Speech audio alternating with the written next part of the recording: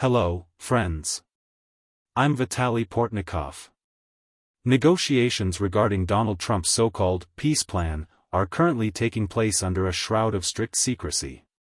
Almost nothing has been reported about the results of the American-Ukrainian consultations between Ukraine's Secretary of the National Security and Defense Council, Rustem Umerov, and Donald Trump's special representatives, Steve Witkoff and Jared Kushner.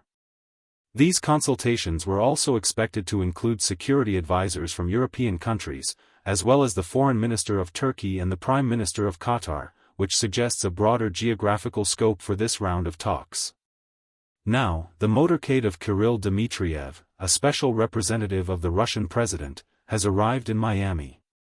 Again, it is unknown if there will be any real results from these consultations or if they will even be announced in the United States.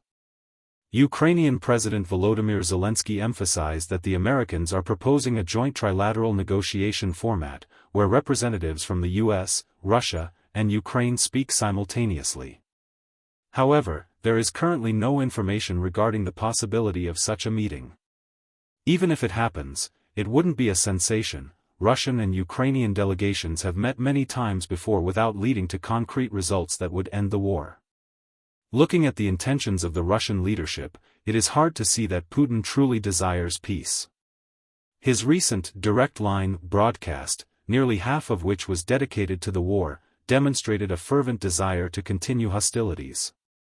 If he were to end the war, it would only be on terms of Ukraine's capitulation and the collapse of the West. This is certainly not what Kiev or Washington want. President Zelensky also noted that a real peace plan may not materialize in practice. Agreements on paper are one thing, real life is another. Zelensky continues to hope for more U.S. pressure on Russia, though it remains unclear how much more pressure can realistically impact the Russian economy and force Putin toward genuine negotiations rather than simulated ones. Factors influencing the situation. What could truly impact Russia's position is the European Union's decision to allocate €90 billion to Ukraine over the next 2 years. Moscow has put in significant effort to block both the use of frozen Russian assets and the allocation of any funds at all. The fact that Europeans found a way to provide this funding has caused genuine irritation among Russian leaders and propagandists. While Moscow claims these funds don't exist or that the amount is too high for the EU, such claims are inaccurate.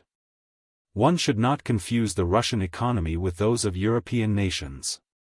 This means Putin will have to continue fighting for a long time while weighing the state of his own economy.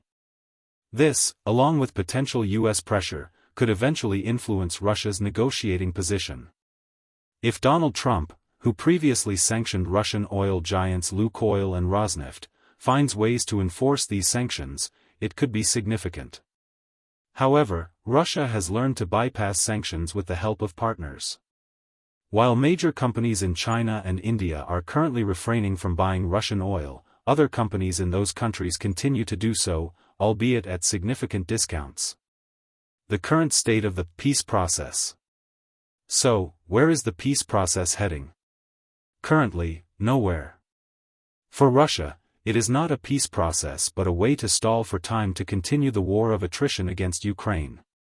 For Ukraine, participating is a way to maintain good relations with President Trump, even if it requires long and seemingly meaningless consultations with his representatives. For European countries, the main task is to protect Ukraine from the potential anger of the American president should his House of Cards peace plan fail. We know how Trump reacts to the collapse of his political illusions. The role of the Global South, specifically Turkey and Qatar, is also interesting. Witkoff and Kirill Dmitriev were reportedly brought together by Saudi Crown Prince Mohammed bin Salman, who has a personal relationship with Putin and is also viewed enthusiastically by Trump due to potential Saudi investments in the U.S. economy. The fact that Qatari and Turkish officials are talking to Ukrainians about peace is perhaps more significant than the presence of Europeans. Russia depends on the money it earns from its economic ties with the Global South. However, Turkey and Qatar are not China. Russia won't suffer excessively from issues with those countries as long as it maintains the support of its Chinese ally for years to come. Thank you, friends. Stay tuned to this channel, subscribe here and on my social media, and thank you to everyone who helped me reach 1 million subscribers. Victory and peace to all. Good luck.